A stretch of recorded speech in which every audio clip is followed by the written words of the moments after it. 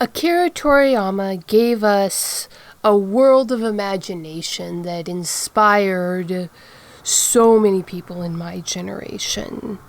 He gave us this sense of playful absurdity, the willingness to, while telling very serious stories, to be creative, to be absurd, to be silly, to be playful. And that is how I think Akira Toriyama is going to be the most remembered for his playfulness.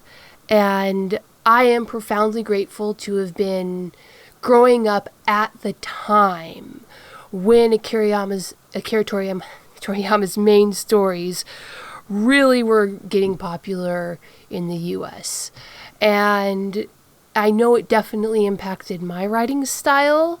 I really try to work for that sense of telling a real story, telling a serious story, but just having fun with it. Hello, my wonderful viewers, and welcome to... This is a bit of a memorial episode. I just want to talk about how Akira Toriyama impacted my life, how he impacted me as an author. And let's just jump right in. My first experience with Akira Toriyama was Dragon Ball Z, as was with most people of my age and generation, I imagine. It was kind of funny, though.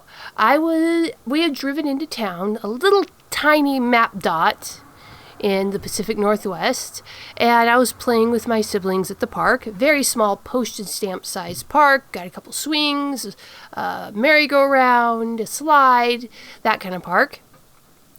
And there was another kid there. And in order to play on the merry-go-round, they'd taken off their shoes, which was just a thing we did. I don't know why, it was kind of dangerous. But I'm being the oldest sibling there, I'm kind of herding them around, and I happened to pick up these shoes. And they were little tennis shoe sneakers, white leather, and painted with these brightly colored characters. I think it was Son Goku and his orange G. But that was my very first exposure to Dragon Ball Z. Later on, I happened to be in Anchorage, Alaska, working there for the summer, and I would go hang out at the Barnes & Noble, and I started picking up the Dragon Ball Z books. Something that continued. My first introduction to anime, to manga, was, which one was it? Inuyasha. But I really felt a greater bond with the Dragon Ball Z characters. They spoke to me. I think it really was that sense of playfulness, of absurdity that Akira Toriyama really managed to capture. But I think my favorite character was hands down Piccolo, no question. And I stuck with reading the series. At the time, Shonen Jump Monthly was still publishing a physical copy in English that I could check out at the local library. I really enjoyed that, read all their back copies, got caught up, and I was actually following Dragon Ball Z as it was published in English. Then I worked in Fairbanks for a summer, and I was able to purchase up the latest copies. I don't have any of those old books simply because I'm really, really rough on everything I own. I'm clumsy, things I touch degrade. It's why I generally don't collect. And at the time, I was bouncing around. I was either in university or just after university, bouncing around to station after station. Pretty much everything I own had to be able to fit in my suitcases, or I'd just leave it shoved somewhere. So I ended up donating all of those books to the local library. And then, of course, Dragon Ball Z ended. There wasn't anything else going on at the time. So I went through and I read some of his older stuff, Dr. Slump, which is far more focused on playfulness. Dr. Slump is about a mad engineer who makes a little robot girl, Ariel. That was a lot of fun. There was even a Dr. Slump Dragon Ball Z crossover, if you know the deep lore. Sandland was a fun little adventure. Didn't run as long as either one. Kawa was also another fun little adventure. Akira really seemed to have a love for children's stories, for telling these simple stories of adventure and friendship. And that really spoke to me. Of course, those are all classic shonen tropes. Those are the staples of shonen. Akira did have a way of not so much putting his own unique spin on it, but telling them very, very well. It's like C.S. Lewis says, if you try for originality, you're not going to have originality. But if you just tell a good story, tell a simple, wholesome, engaging story, you're going to be original as a consequence of that. But you can't strive for originality. And I think that was one of the secrets to Toriyama's success. Toriyama knuckled down and told the best simple adventure stories that he could. I know he did some other things. There was Blue Dragon or whatnot, but I'd gotten busy in my life. I'd moved on to other things. I really never did a deep dive into his deeper portfolio. But the Dragon Ball franchise, of course, Dr. Slump, Sandland, and Kawa. And Sandland and Kawa mainly because they were in the Shonen Jump Monthly when I had access to it. Now, that was just my past experience with Toriyama's work, but there is the larger picture here, the thing that people are talking about, people have been talking about for a while, and it's simply Akira Toriyama died too young. He lives in the country with one of the longest life expectancies in the world, even when you take into account the sketchy numbers games that some people were playing with their older relatives.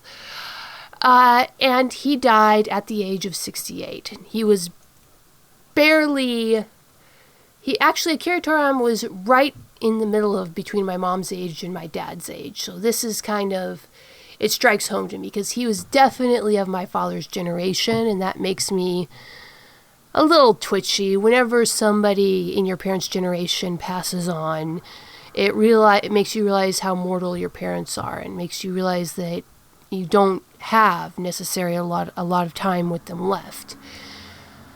But even so, 68 is too young for a man to die in the modern day. It used to be the pretty standard age for guys to die when they were working themselves to death in factories just to stay alive.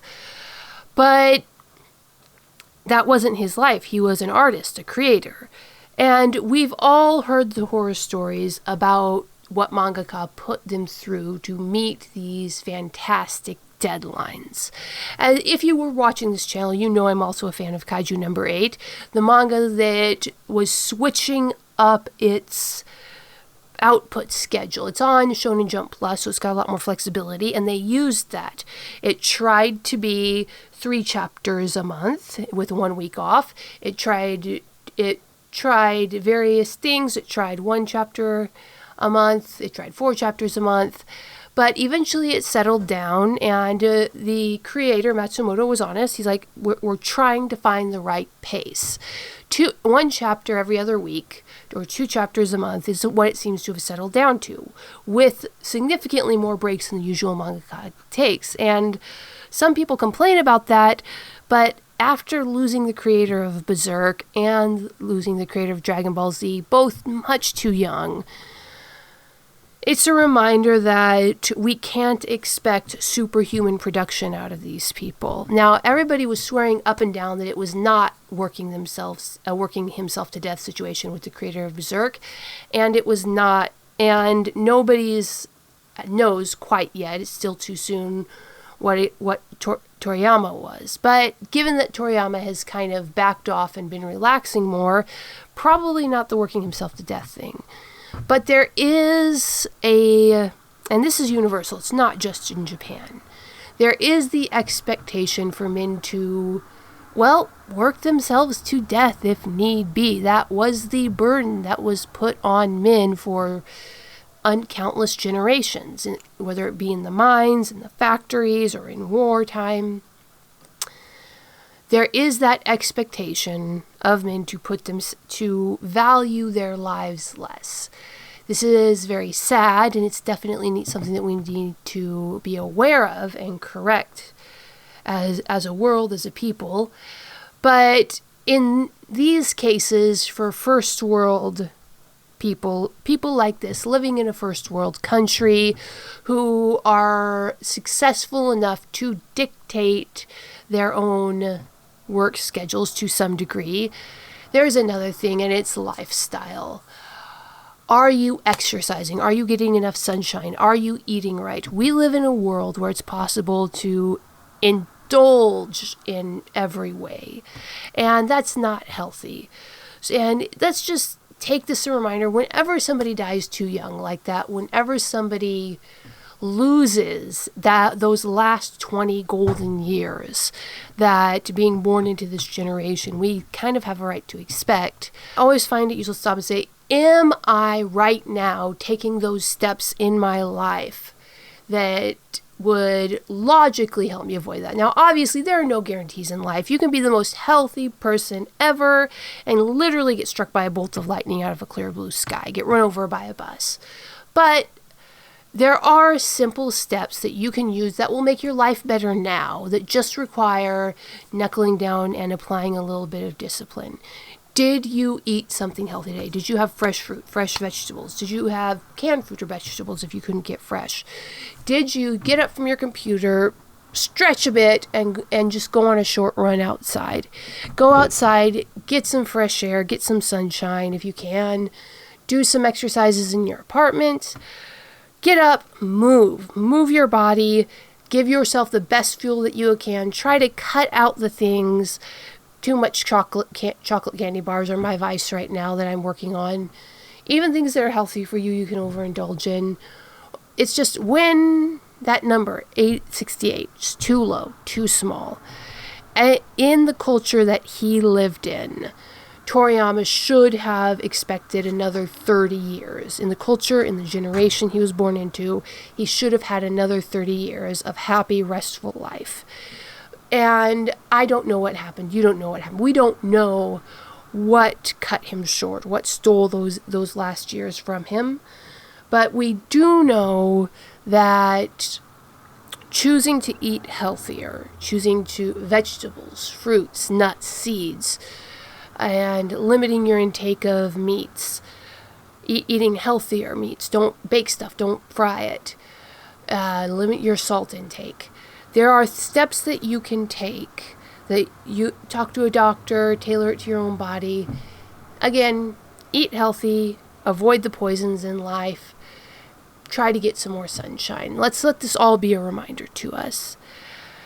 And again, there's no promises in life, but we can take steps now to make ourselves happier, healthier as time goes on. But what do you think, my wonderful viewers? What were your first experiences with Akira Toriyama? Did you watch the Dragon Ball Z anime? Watch the Dragon Ball anime? That's actually something that I missed out on. I was never much a fan of the anime, but I really, really enjoyed the manga. Tell me, if you can, if you've got a minute, leave a comment below telling me what your first experiences with Toriyama was and how that affected you. Did it leave an impression on you? Did it affect your creativity? Hit that like and subscribe button, and peace out, my wonderful viewers. Leap into another world with the writings of author Betty Adams. Two worlds, one of utter absurdity, one of dramatic tension, both alike in aliens absolutely astounded by human behavior. Humans are weird, short, absurd science fiction stories. Flying sparks, dragons, aliens, and things that go boom in the night. Books available on Amazon, Barnes & Noble, Kobo by Rakuten, Google Play Books, and at authorBettyAdams.com for a signed copy.